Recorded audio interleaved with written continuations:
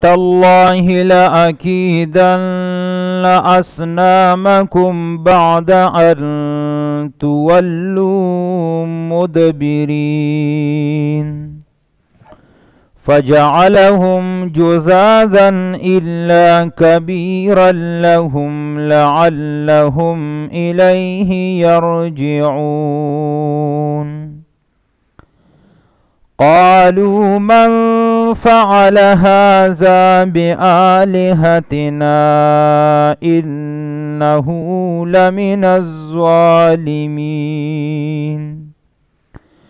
قالوا سمعنا فتى يذكرهم يقال له إبراهيم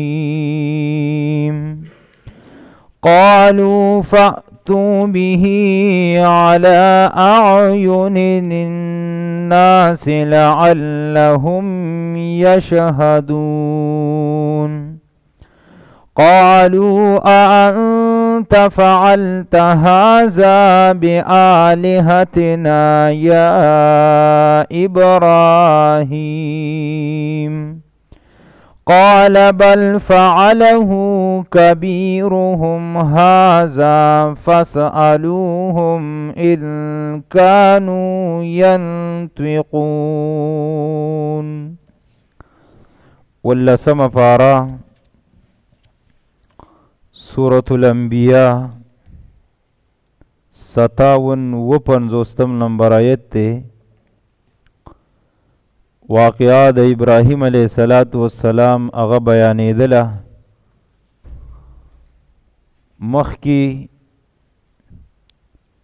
دا ابراہیم علیہ السلام صفت ذکر شو چې الله فرمایي چې ابراهیم علیه السلام ته د ورکوټوالي نه موږ رشد ورکړی او پویه د دین هم ورکړې وه او بیا ذکر شو چې د ابراهیم علیه السلام پلار هم بت پرستو او قوم چې و هغه هم بت پرستو ابراهیم علیه السلام اول د هغوی نه په دغه شرک باندې د دلیل پوښتنه وکړه چې دا تاسو دا کوم شکلونه جوړ کړي چې 72 بوتانو بعضې د ستورو په شکلو بعضې د بزرګانو شکلونه یې وله جوړ کړي بعضې د سرو زرو بعضې سپینې زرو بعضې د کاڼو نه بعضې د لرګو نه بعضې د پیتلو نه قسمه قسم شیزونو نه یې جوړ کړي ابراهیم علیه السلام ورته چې څه دلیل دی په دې خبره چې تاسو دې ته عاکفون یې ځان نه منجوران جوړ کړي او تاویږئ ته عبادت او بندګي کوئ نو هغوی څه خو څه دلیل نه و خو به دغه دلیل ورته پیش کړي چې زموږ مشرانو دا کار کړی دی نو موږ د هغه مشرانو په تابعدارۍ کې هم دا کار کوو ابراهیم علیه السلام ورته وي څنګه چې تاسو ګمرای و آباؤکم فی ضلال مبین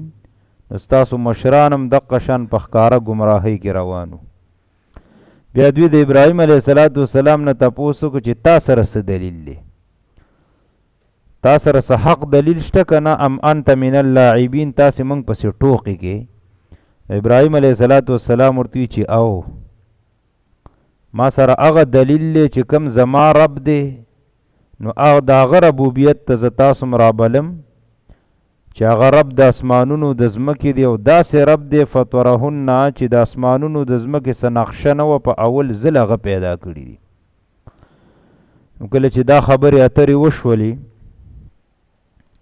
دا اصل کې دعوتو د ابراهیم علیه السلام د خولې چې دوی ته یې ورکو اوس ابراهیم علیه السلام عملی مظاهره ښکاره کوي ایمانی او دینی غیرت ښکاره کوي چې د الله د دین د پاره ګوره څومره قرباني دی ورکوي او د دې قربانۍ د وجې بیا دې اور ته غورځېږي نو ابراهیم علیه السلام قسم وکړو چې وتالله قسم په الله لأکیدن اصنامکم خامخا زه به چل ول جوړوم ستاسو د بوتانو دپاره بعد ان تولوا مدبرین رستو د هغې نه چې وګرځئ تاسو مدبرین شا کوونکي سورة الصافات کې راځي هلته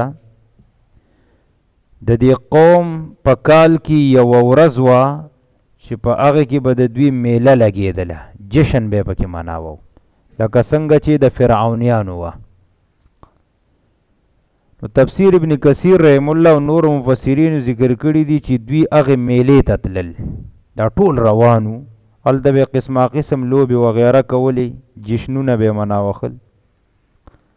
نو دې پلار د ابراهیم علیه السلام ته وي چې راځه ته موږ سره میلې ته لاړ شه، ته خو زموږ د دې خدایانو بد وې، خو راځه چې پته درته ولګي چې موږ د دوی څومره احترام او قدر هلته کوو، اب هم ویني او راځه موږ سه به چکر هم وي. ابن کثیر رحمت الله علیه ذکر کړي و ابراهیم علیه السلام ورسره روان شو، خو چې لږ مزل یې وکړو نو د ویلي هلته سورة الصافات کې راځي 23 پاره کې ورته ویلي انی سقیم، زه بیمار یم، زما تبه ده، زه سخت بیمار یم، زه تاسو سره نشم تللی، زه به دنه پاتې شم. دې ته اصل کې ویلی کېږي توریه د علماو په زبان کې. د ابراهیم علیه السلام دروغ نه دی ویلي. توریه دې ته وایي چې مخاطب سړی چاته چې خبره کې هغه ته یو مقصد والی او د ویونکي مقصد ته بلی جدای، دې ته توریه وایي. لکه هغه باچا ته هم څه ویلي چې دا ښځه زما څه ده، خور مې ده. نو باچا خو ته دا مقصد واغسته چې دا به حقیقي خوري که نه، حالانکه په دین کې څه وه، خوري وه، دې ته توریه وایي. او دلته یو بله توریه به هم کوي، هم پکې راځي. دا 3 توریې علیه السلام کړي، دا دروغ نه و. نو چې ده ورته ویلي زه بیمار یم، بس دی ایثار شو، پاتې شو. نو کوم چې نوجوانان هلکانو لږ چالاک او د خپو نه تکړه و هغه مخکې لاړه، نو کوم چې په دغه ډله کې لږ کمزوري و هغه پاتې و، د ده سره لا روان دي. نو چې څنګه پاتې شو نو ده دغه وخت کې دا خبره وکړه چې قسم په الله ستاسو د دې بوتانو به زه اوس علاج وکړم. نو په دغه کې چې کوم کسانو په دې ډله کې هغوی دا خبره څه کړه، واورېده. نور خو لاړه مخکې دا خبره یې واورېده. نو وروستو بیا په خپله ورته وایي چې دا خبره موږ د ده نه اورېدلې وه، دا کار به عمده کړی. نو دغه وخت کې ابراهیم علیه السلام قسم وکړو، وتالله او قسم په الله باندې، لأکیدن اصنامکم، خامخا چل به جوړوم بوتانو ستاسو ته، بعد ان تولو مدبرین، وروستو د هغې نه چې وګرځئ تاسو مدبرین، شا کوونکي. څه مطلب، تاسو لاړ شئ نو بیا به زه ستاسو د بوتانو علاج کوم. مفسرینو ذکر کړي دوی به څه کول، دی بوتانو مخې ته به دوی خواږه شیزونه ایښي وو، خوراک دپاره، مټیان وغیره، حلوا وغیره به یې پخ کړې وه. نو دا خو هغوی ته هم پته وه چې دی نشي خوړی، دا به یې دې مخې ته ایښي وو دې دپاره چې د دې بوتانو د وجې نه په دې کې برکت راځي. نو چې واپس به راله بیا به یې ته د مخې نه هغه را اوچت کړه، ځان سه به یې کور ته ویوړو. لکه اوس هم خلک د دې درګاهونو نه راوړي که نه، بر امام ته چې لاړ شي څښا چاولي داسې غوبل ورباندې جوړي، ها خورده وی ورته په شاپر کې را په مخه کړي، یاره وی زما مور بیماره ده، دا چاول به هغه چې وخوري نو هغې بیماري پکې سیوا شي. هغې له غوړ ښه نه وي، هغه د پنجابیانو چاولي تش مرچکي نو هغې ښه بیماري سیوا کي. نو دوی به دقه چل کو. نو دوی چې کله د میلې ته تللو نو اول د خپلو بوتانو له ورلل 2 بوتانو، نو چای مخې ته یو شیز کېښوده، چای بل کېښوده، او بیا لاړه میلې ته. بوتانې په دې خپل ځای باندې پرېښودل، دوی لاړه جشن مناوښلو دپاره. ابراهیم علیه السلام خو موقع وکتله چې سړي خو نشته و، ځای خالی دی. نو ابراهیم علیه السلام راغی او مفسرینو ذکر کړي ولې دې بوتانو نه داسې د ټوقو په طور تپوس وکړو، مسخره یې پسې وکړه. ویلې ولې نه خورئ، مخې ته م خوراکونه پراته دي، هسې ورته ګورئ. او بیا قدوم تبرګی ورسره په غاړه کې و، خو مضبوط تبر یې ځان سره اغوستی و، او چې رالی به شروع یې په وکړه. نو الله وایي فجعلهم جزازا، وی ګرځول دغې بوتانو لره جزازا، توکړې توکړې، زره زره یې کړه، سرونه یې ته هغلته غوزار کړه، خپې ته اخوا غوزار یې کړي. الا کبیرا لهم، بغیر د غټ د دوی نه. په دې بوتانو کې یو غټ بوت و، هغه مات نه کو، هغه روغ پرېښود. او دا نور چې څومره و هغه یې څه کړو؟ جزازن ټوکړې ټوکړې کړو. جزاز عربۍ کې وایي ذره ذره کولو ته. نو دا غټ چې کوم دی پرېښود. اوس هم خلکو باباګانو کې غټه واړه جوړ کړي که نه. څوک دا پلانکې بابا لږ پاور ورسره زیات دی، هغه له لاړ شي بیماري به دې ښه شي. څوک دا بل دی خو دا لږو دا د هغه په نوسو کې راځي، د سره پاور کم دی. نو هغوی هم په دې بوتانو کې غټه واړه جوړ کړو. چاته یې غوث اعظم وي، چاته یې غوث اصغر به وي. نو ابراهیم علیه السلام ټوکړې ټوکړې کو، خو دا غټې ته پرېښود. اوس مقصد ذکر کوي چې دا غټې ولې مات نه کو؟ لعلهم دې دپاره الیه یرجعون، چې دوی به راوګرځي دې طرف ته. د دې دوه تفسیره دي. بعضې مفسرینو دا هم ذکر کړي دي چې دا تبرې والا په دې سټ کې ځوړن کو.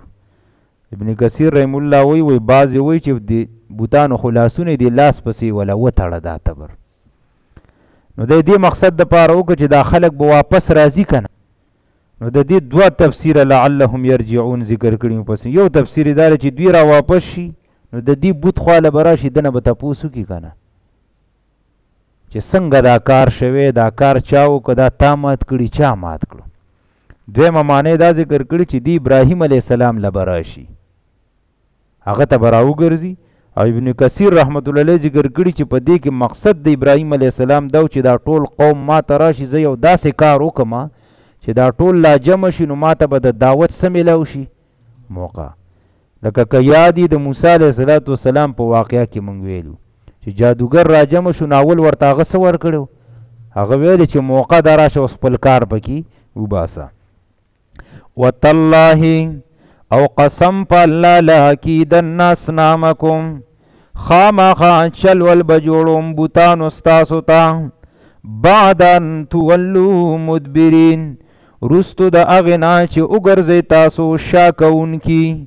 فجعلهم جزازا، نو وی ګرځول هغې لره ټوکړې ټوکړې، الا مگر کبیرا لهم، الا بغیر کبیرا لهم د غټ د هغوی نه، لعلهم د پاره د دې الیه یرجعون چې دوی را وګرځي هغې ته.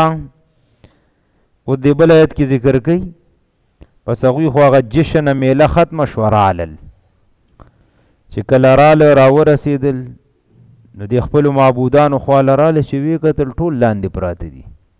یو غټ پکې روغ ولاړ دی، نور ټول لاندې په ځمکه باندې پراته.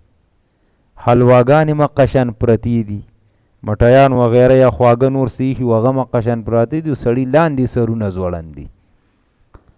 نو خپل منځ کې اوس دا خبره وکړه، من فعل هذا بآلهتنا، قالو اویل دوی من فعل هذا، چا دا کار کړی دی بآلهتنا د معبودانو زمونږ سره، انه لمن الظالمین، یقینا دی خامخا د ظالمانو نه دی.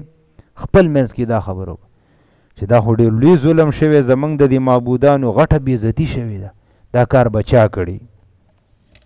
چې کله دوی دا خبره وکړه، نو بعضې کسانو پکې وویلي، او دا بعضې کم دي؟ ما درته ویلي چې کله ابراهیم علیه السلام دغه خبره کړې وه، نو هغوی څه کړي وو؟ اورېدلې وه. نو هغه خو هم پکې وو، نو هغوی ورته اوس وویلي، قالو وویل دوی سمعنا، اورېدلي دي مونږه، فتن یو نوجوان هلک دی، یذکرهم چې یادوي دوی لره په بدۍ سره. دغه کسان ویل چې مونږ اورېدلي چې یو نوجوان هلک دی دلته. یذکرهم دا معنی د هغه زمونږ د دې بوتانو ډېره بدي یادوي، هر وخت بدي بیانوي. او دغه مقصد دی چې دا خبر هغه کړې وه چې لاکیدن اصنامکم. نوم یې څه دی؟ یقال له ابراهیم، هغه ته ویلی کېږي ابراهیم. ګوره ابراهیم علیه السلام ته الله رب العالمین څه نوم یاد که؟ فتن. فتا په عربی کې نوجوان هلک ته وایي. نو د دین دپاره قرباني دا په ځوانۍ کې کېږي که نه، چې سپین ږیری شي نو بیا به څه سړی قرباني ورکړي، بیا ګرانه شي که نه. داسې مقابله د بوتانو سره کول دا د ځوانانو کار دی. نو ځواني دا ډېر ښه صفت دی، خو چې سړی په دین کې استعمال کی. نن زمونږ نوجوان طبقه بل طرف ته روانه ده. نو چې کله دا خبره وشوه، نو بد د ټول ور باندې اتفاق رالی چې بس دا کار به هم د کړي. نو دغه وخت کې مفسرین ذکر کوي کوم چې باچاو نو د هغه نوم نمرود، دا ظالم باچاو. نو بس په صلاح باندې دا خبره وکړه چې دا سړی اوس راولئ. ری خود علی اعین الناس، خلق هم راجمع کوي، د خلکو مخامخ پیش کوي میدان ته چې دا ټول خلق ولاړي و دی راولئ. څه دپاره؟ لعلهم یشهدون، دلته شهادت معنی د تماشه کول. لعلهم دې دپاره یشهدون، دوی تماشه وکړي. څنګه چې د زمونږ معبودانو ته بد کتلي بېعزتي وله کړي، دقه رنګ دی د خلکو مخامخ راولي چې موږ هم وله سزا ورکړو چې دا خلک یې څه وکړي؟ تماشې وکړي. قالو وویل دوی فأتو به، راولئ د لره، علی اعین الناس، په مخامخ د سترګو د خلکو، لعلهم یشهدون، دې دپاره چې دوی تماشه وکړي. ابراهیم علیه السلام راغی، بس میدان ته حاضر شو. نو دوی ته تپوس وکړو اانت فعلت هذا بآلهتنا یا ابراهیم، ابراهیم زمونږ د معبودانو سره دا کار تا کړی، دا سرونه او دا خپې لاندې پراته دي، دا تا داسې ظلم زیاتی ورسره کړی؟ ابراهیم علیه السلام ورته وایي نه چې او ما کړی. ګوره حجت ور باندې قایموي. ابراهیم علیه السلام ورته بل فعله کبیرهم، بلکې دا کار به دې غټ کړی. تاسو ګورئ نه چې تبرې په غاړه کې پروت دی، دا به ده کړی، ځان ورته یاد نه که چې او ما کړی دی. دا ټول کار د الله رب العالمین په حکم باندې کړی دی. نو بل فعله کبیرهم، بلکې کړی به دا کار غټ د دوی. هذا دا د فاسألوهم ان کانوا ینطقون، تپوس وکئ که نه که چېرته دوی خبرې کولی شي. دا ټول ولاړ د ابراهیم علیه السلام ورته وایي چې دا به دې غټ کړی که نه، وکئ ته تپوس. تاسو خو ورته رامدد شوای، حاجتونه ته غواړئ، نو که خبرې کولی شي دا به تاسو ته.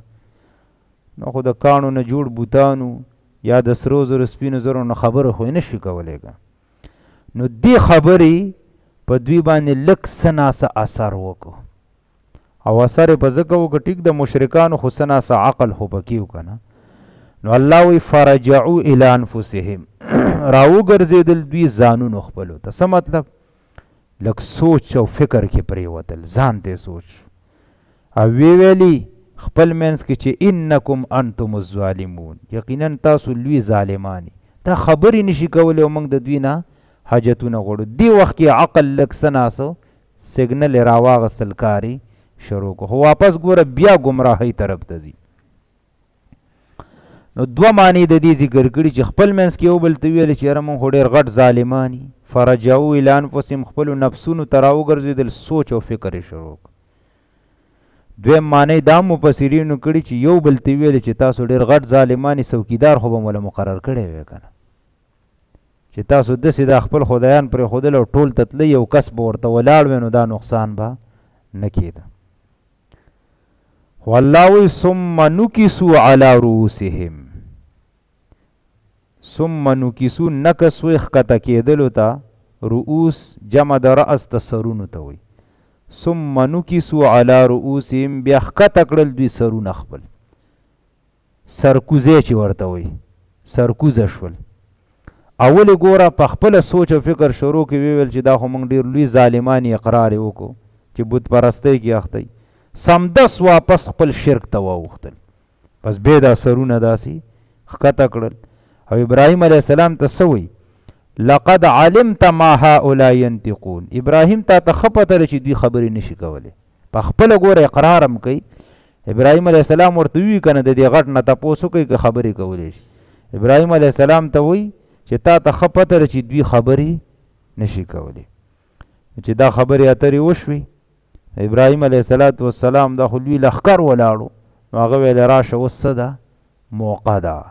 ځکه سړي ګیر شو خپله خبره کې چې په خپله اقرار وکړي چې دا خو بوتان دي خبرې نشي کولی. اوس هغه ورته دعوت پیش کوي. قال اویل ورته ابراهیم علیه السلام افتعبدون من دون الله، آیا تاسو بندگی کوئ سوا د الله نه، ما د هغه څه لا ینفعکم چې نفع نشي در کولی تاسو ته، شیئا د هیڅ څیز، ولا یضرکم نه در کولی شي تاسو ته. ابراهیم علیه السلام دلته اوس دعوت وچلو. خو ویلې تاسو په خپله وایي چې دا خبرې هم نشي کولی. دویم تاسو د الله نه علاوه دا معبودان جوړ کړي نو دا نه تاسو ته نفع درکولی شي نه تاسو ته څه ضرر.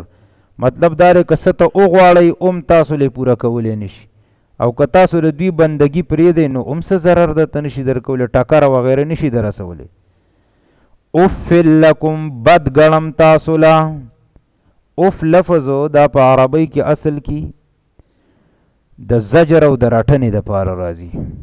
لکه مخکې تیر شوي په سورة الاسراء کې د مور او پلار د حق په باره کې الله چې دا مور او پلار د ډېر م سپینګیري شي نو اف قدرې به م ورته نه وې ولا تنهرهما رټې به م نه ښکلې د مینې محبت خبرې به ورسکې. نو اف کلمه دا د زجر د پاره راځي او شی چې سړی بد شي او بد ورته ګوري هغې د پاره لفظ د اف عربی کې راځي. نو ابراهیم علیه السلام ورته چې اف لکم بد ګڼم ستاسو د پاره یا بد ګڼم تاسو لره ولما او هغه څه لره تعبدون من دون الله چې تاسو یې بندګي کوئ سوا د الله نه. یعنی دی بوتانو تم زه ډېر په سپک نظر ګورم او تاسو تم ډېرو په سپک نظر ګورم چې صحیح انسانان یې او دا په څه ګنده کې اخته شوي. افلا تعقلون تاسو عقل نه کار نه اخلئ. سبا درس کې به راشي نو دوی چې کله لاجواب شو هېڅ جواب ورسه نشته نو بیا زور یې چلولی دی او همیشه د باطل پرستو خلکو دا طریقی چې بې جواب شي نو بیا څه کوي بیا زور پسې خپله بدماشي ښکاره کوي. وتالله او قسم په الله لاکیدن اصنامکم خامخا چل به جوړوم بوتانو ستاسو د بعد ان تولو مدبرین وروستو د هغې نه چې وګرځئ تاسو شا کوونکي. فجعلهم نو وی ګرځول هغې لره جزازن ټوکړې ټوکړې الا کبیرا لهم بغیر د غټ د دوی نه لعلهم الیه یرجعون دې دپاره چې دوی هغې ته واپس راوګرځي. قالو ویل دوی من فعل هذا بآلهتنا چا دا کار کړی دی زموږ د معبودانو سره انه لمن الظالمین یقینا دی خامخا د ظالمانو نه دی. قالو ویل دوی سمعنا اورېدلي دي مونږه فتن یو نوجوان هلک دی یذکرهم چې یادوي زموږ دی بوتانو له په بدۍ سره یقال له ابراهیم ویلی کېږي هغه ته ابراهیم. قالو ویل دوی فأتو به راولی هغه لره علی اعین الناس پر سترګو د خلکو لعلهم یشهدون دې دپاره چې دوی تماشه وکړي. قالو ویل ورته دوی اانت فعلت هذا بآلهتنا یا ابراهیم آیا تا دا کار کړی دی زموږ د معبودانو سره ای ابراهیمه. قال ویل ورته په جواب کې ابراهیم علیه السلام بل فعله کبیرهم هذا بلکې کړی به دا کار غټ د دوی چې دا دی ولاړ دی. فاسألوهم نو تپوسو کوي د دوی نه ان کانو ینطقون که دوی خبرې کولی شي. فرجعوا الى انفسهم نو واپس وګرځېدل دوی ځانونو خپلو ته. فقالوا وی ویل انکم انتم الظالمون یقینا تاسو ظالمان یې. ثم نکسوا علی رؤوسهم بیخکته کړل سرونه خپل. لقد علمت ما هؤلاء ينطقون وی ویل ابراهیم علیه السلام ته یقینا تا ته ښه پته ده چې دوی خبرې نشي کولی.